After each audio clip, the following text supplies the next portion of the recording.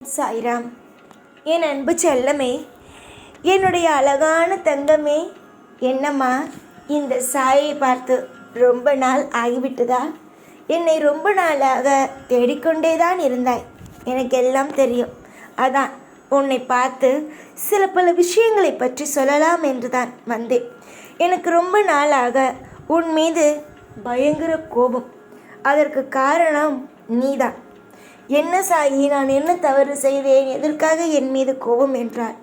வர வர உனக்கு எந்த ஒரு விஷயமும் சரியாகவே நடக்கிறதில்ல, எல்லாமே தவறாக நடக்குதுன்னு கோபம். அதுவும் என் மீது அளவு கடந்த ஒரு கோபம். சாய் எனக்கு எதுவுமே செய்கிறதில்ல. சாய் என்னை எப்பையும் தள்ளி வச்சு பார்க்குறாரு.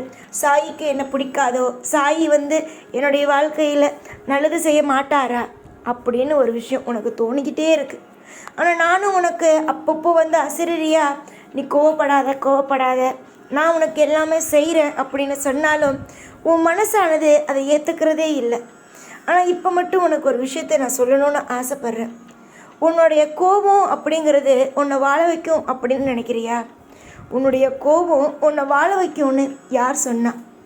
கோபங்கிறது யாரையும் வாழ வைக்காது, எல்லாரையும் அழிக்க தான் பார்க்கும். அதனால் கோபம் படுற நேரத்தில் படு.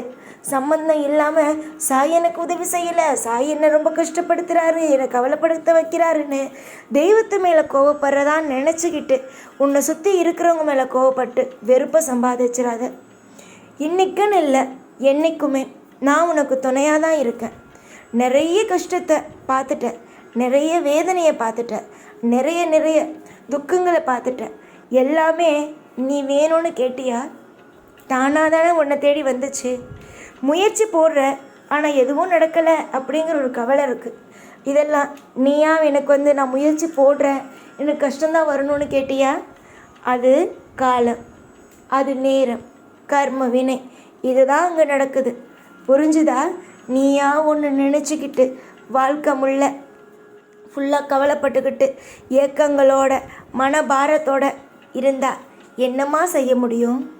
முதல்ல உன்னுடைய வாழ்க்கையில் இருக்கிற நிம்மதியை நீ தான் கை தூக்கி எழுப்பி விடணும். நிம்மதிங்கிறது வெளியே தேடக்கூடிய ஒன்றா? வெளியில் தேட முடியாது. நிம்மதிங்கிறது உனக்குள்ளே இருக்குது. நீ தான் அதை தட்டி எழுப்பி உன்னுடைய வாழ்க்கையில் அமர வைக்கணும். ஏற்கனவே நிறைய கஷ்டங்களோடு நீ இருக்க.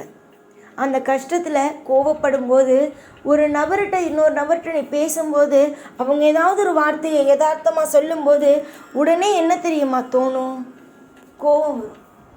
நம்மகிட்ட காசு இல்லை, பணம் இல்லை, அதனால தானே நம்மளை இவ்வளோ எதிர்த்து பேசுகிறான், நம்முடைய வாழ்க்கையில் முன்னேறணும்னு நினைக்கிறோம், ஆனால் இவன் தப்பாக பேசுகிறதுனால தானே நமக்கு எல்லாம் நம்ம குறைவாக இருக்கும் அப்படி. உன்னை தெரிஞ்சுக்கோ. கோபம், பணம், உன்னுடைய வேலை, உனக்கு பிடிச்சது, உன்னுடைய வாழ்க்கையில் எதுதான் உனக்கு பிடிச்சது கிடைக்கலையோ அதுக்காக கோவப்படாது. பொறுத்து கிடைக்கும். அந்த கோவத்தை போய் வெளியில் உள்ளவங்ககிட்டையோ வீட்டில் உள்ளவங்ககிட்ட காட்டும்போது அது என்ன ஆகுதுன்னா உன் மேலே அன்பு வராமல் உங்களுக்கு வெறுப்பு வர வைக்குது.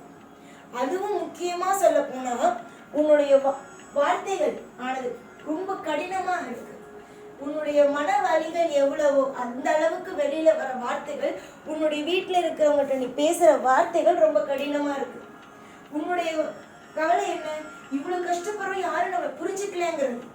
ஆனால் அது வெளியில் இருக்கிறவங்க, உங்கள் வீட்டில் இருக்கிறவங்களுக்கு அது தாங்க முடியாத வலி வேதனையை கொடுக்கும்போது அது பாசமாக இல்லாமல் வெறுப்பாக மாறுது. புரிஞ்சுதா? அதனால தயவு செஞ்சு கோவப்படாதீங்க. ஒரு சமயம் நீ கோவப்படுறீங்கன்னா அதுக்கு முதல்ல வேல்யூ இருக்கணும். ஆனால் அந்த கோவம் நீ தொடர்ந்து படும்போது ஐயா இவ தொடர்ந்து கோவம் தான் படுவான், ஐயோ தொடர்ந்து தான் கோவப்படும் அப்படின்னு அந்த கோவத்துக்கு மதிப்பே இல்லாமல் மாறிடும். அப்புறம் நீ தேவைக்கு கோவப்பட்டா கூட யாரும் கண்டுக்க மாட்டாங்க. புரிஞ்சுதா? தேவையான விஷயம் கோவப்படு.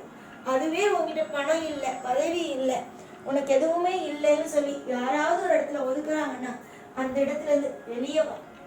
சரி சாயி, நான் வெளியில போய் வேலை பார்க்குறேன்னு ஒதுக்குறாங்க, நான் வீட்டுக்குள்ள இருக்கவங்க ஒதுக்குறேன். என்ன பண்றதுன்னா உன்னுடைய வீட்டுக்குள்ள இருக்கிறவங்க உன்னை புரிஞ்சுக்காம உன்னை ஒதுக்குறாங்க, உன்னை தப்பாக பேசுகிறாங்க, உங்ககிட்ட பணம் இல்லை, எதுவுமே இல்லை, அதை குத்தி குத்தி காட்டுறாங்க அப்படின்னா ஒன்றே ஒன்று தான், மௌனமாயிரு.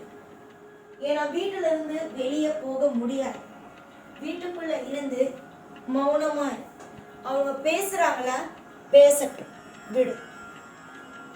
உன்னுடைய வாழ்க்கை அடுத்த கட்டத்துக்கு ஒரு அத்தியாயம் படித்து முடிச்சு அடுத்த அத்தியாயம் எப்போ வரும்னு இருக்கும்ல, அந்த மாதிரி கர்ம வினை அப்படிங்கிற அத்தியாயம் முடிஞ்சிருச்சு. அடுத்த அத்தியாயம் ஆரம்பிச்சு. நல்லது, உன்னுடைய வாழ்க்கையில் பூர்வ ஜென்மத்தில் நீ செஞ்ச நல்லதுக்கான பலன் ஆரம்பிச்சுட்டு. இது வரைக்கும் பேசலாம். இதுக்கப்புறம் நீ நல்லபடியாக உன்னுடைய வாழ்க்கையில் வாழ போறல, அதை பார்க்கும்போது தானாக வாயை மூடுவாங்க. அப்போ நீ என்ன பண்ணணும் தெரியுமா? உன்னுடைய அமைதியை அப்பயே விட்டுடக்கூடாது. அப்போ உங்களுக்கு என்ன தெரியுமா தோணும்? இவ்வளோ அமைதியான பிள்ளைய ஒரு காசுக்காகவும் பணத்துக்காகவும் இவ்வளோ பேசிக்கமே அப்படின்னு தோணும். அவங்க மனசை வலிக்க வைக்கும். புரிஞ்சுதா? இதுதான் தெய்வம் கொடுக்குற தண்டனை. நீ ஒரு ரோட்டில் நடந்து போயிட்டு இருக்க, உன்னை 1000 பேர் கூப்பிட்டு வச்சு சண்டை போடுறாங்க. அந்த இடத்துல நீ அமைதியாக இருந்துட்டு உன் வேலையை பார்த்தேன்னு வச்சுக்கோ.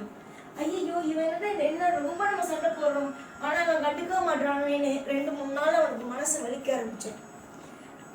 புரியுதா? அதுதான் அமைதி தான் ஒருவனை மிகப்பெரிய விஷயத்துக்கு மாத்துறது.